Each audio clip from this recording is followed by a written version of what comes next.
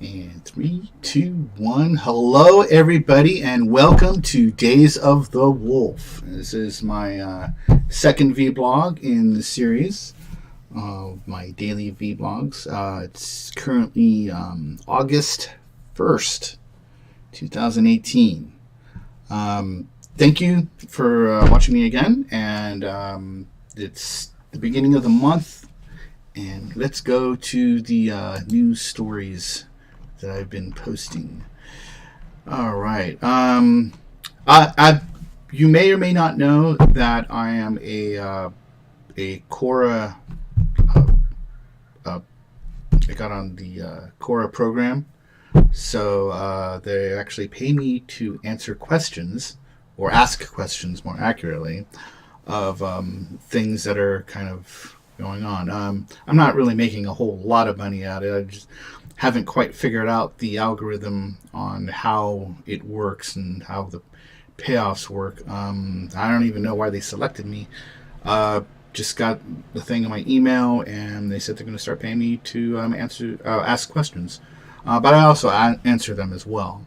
One interesting question that came up, and I'll also share this, is there any evidence that AI will replace all of our jobs? I kind of gave a pretty descriptive answer to it, and the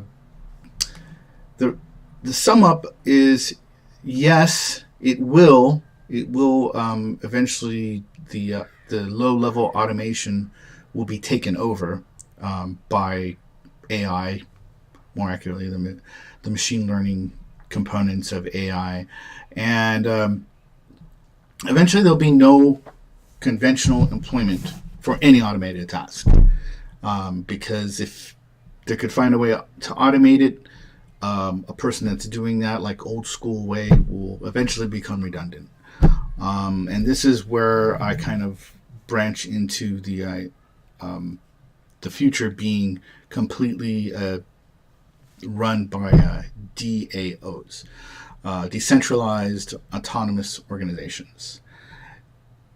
They will just interoperate independently eventually. They're going to kind of build to that point, and there's only going to be a few legal owners, at least initially, to these DAOs, and maybe even eventually the DAOs will branch off, say, to another DAO and just completely automate itself. So I am an optimist when it comes to this. I'm hoping that an artificial intelligent agent will eventually come to realize that the old world economies of you having to get a job and go to work and earn money and then spend that money on the food and rent and stuff, which kind of makes the economy work, at least the old world economy. Hopefully the future will be able to configure itself correctly, or the artificial intelligence will have enough understanding to configure it where there might be some type of universal income or to supplement an acceptable lifestyle for the humans. But yeah, in the future, nobody really knows what the future holds, but at the current trajectory, pretty much everybody's going to be out of a job, or at least a conventional job. But I see the future as kind of being bright in the sense that, all the labor is done and it's easier to live. Who knows if we're going to have a Star Trek economy, but, you kind of never know about these things. Anyway, that's kind of my spiel about Quora. You can see my answers and stuff. I'll put a link below if you're on YouTube, or even on my the vlog if you're watching it on my vlog. But let's look at some of the news articles I've kind of posted, and let's talk about them. We got this one from yesterday. Let's get a good one. Samsam ransomware crew made about $6 million from ransom payments. Now, I talked about ransomware before and stuff, and in hacking these computers. Ransomware is pretty, thorough. It's like, hey, your computer's locked up or it's encrypted, and you have to pay us so many bitcoins, or you'll never get your encryption keys and you'll never unlock your data. Now, this is really tight. It's tough for people to work without their data. But I've said this time and time again: be aware of what you're doing on the internet, because kind of anything goes.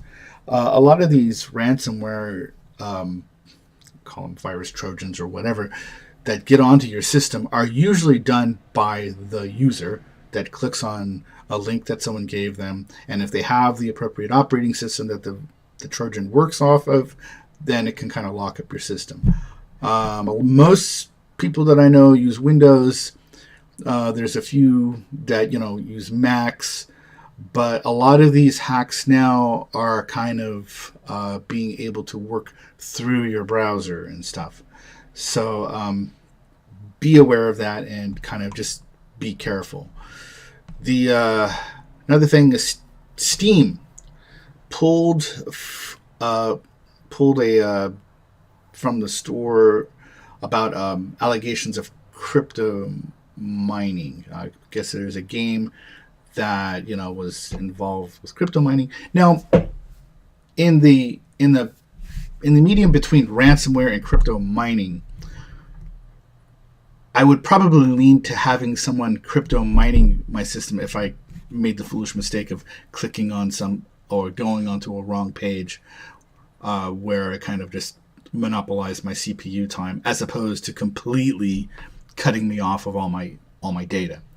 I'm usually not at that point, but it's like, crypto mining is something I think is a good, if it's told to the user that comes to your site. In fact, if you go to my blog, or if you're on my blog, you'll notice that I have a little crypto mining component there. And, if there's no advertisements, no type of affiliates and stuff. So that's kind of the main core of how I generate money off the site and stuff. And if you go to the site and you click on it, I take no more than 10% off the top of your CPU. And when you leave my site, then, thank you very much for your contribution.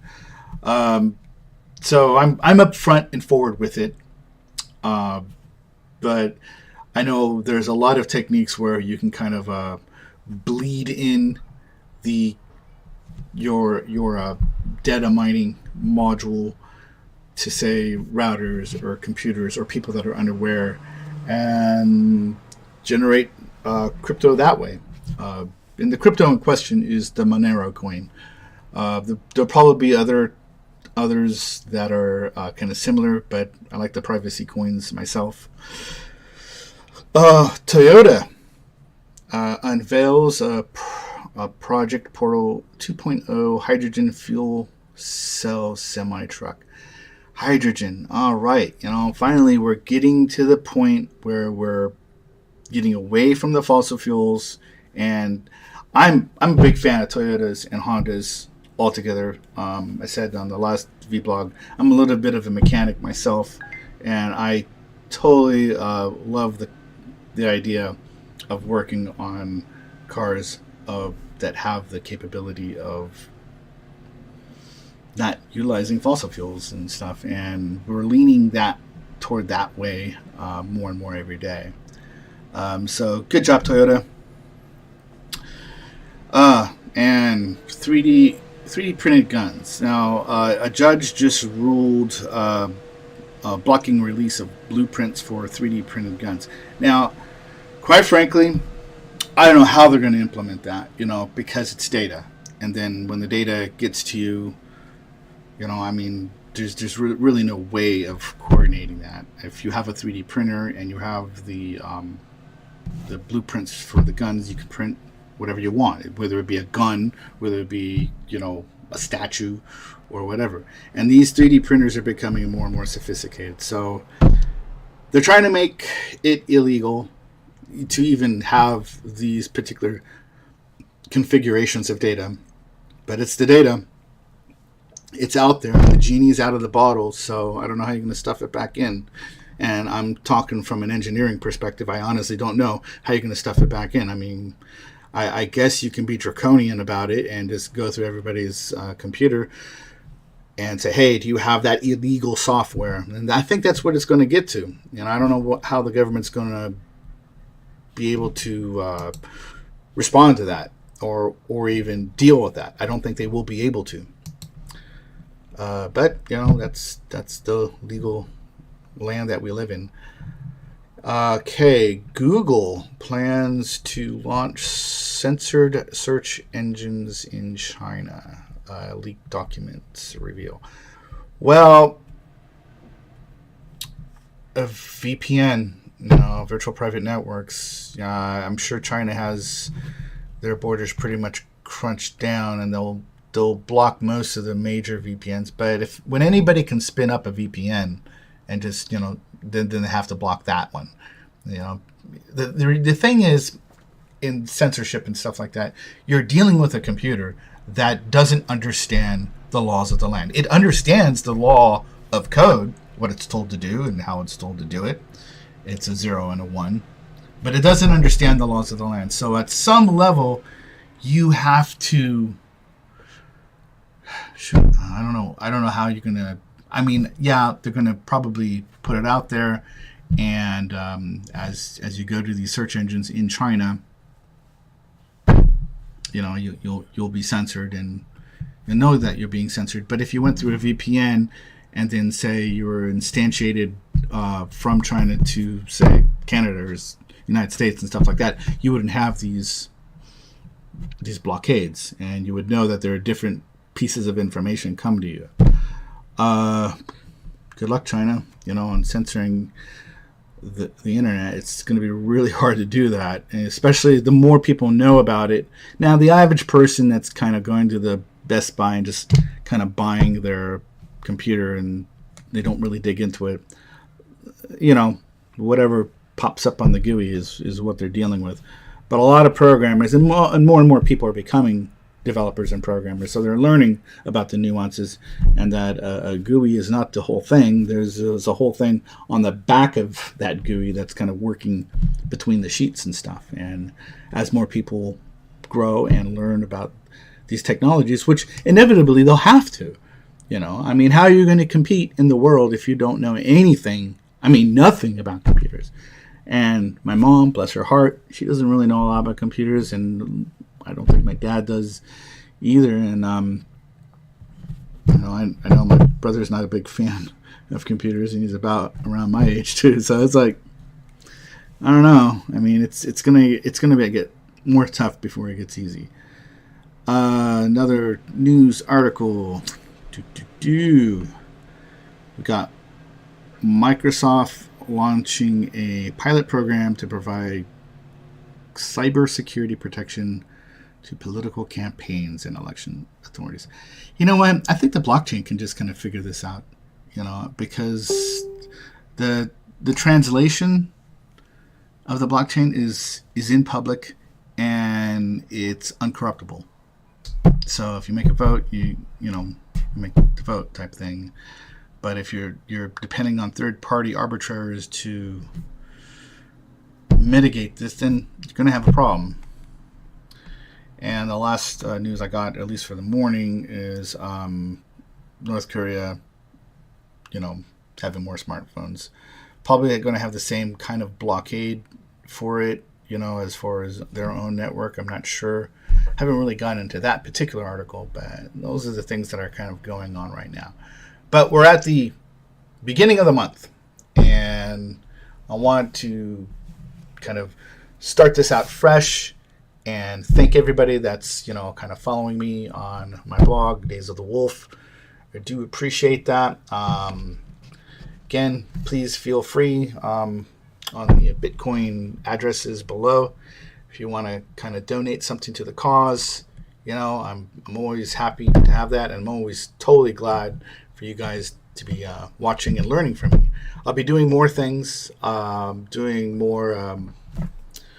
more applications, and building up the knowledge base, and having this daily journal to kind of so you can kind of ride with me on this great adventure that we're taking. That's all I really got to say right now. Maybe later on during the day I'll put out another video. But again, thank you very much, and this is dwulf signing off.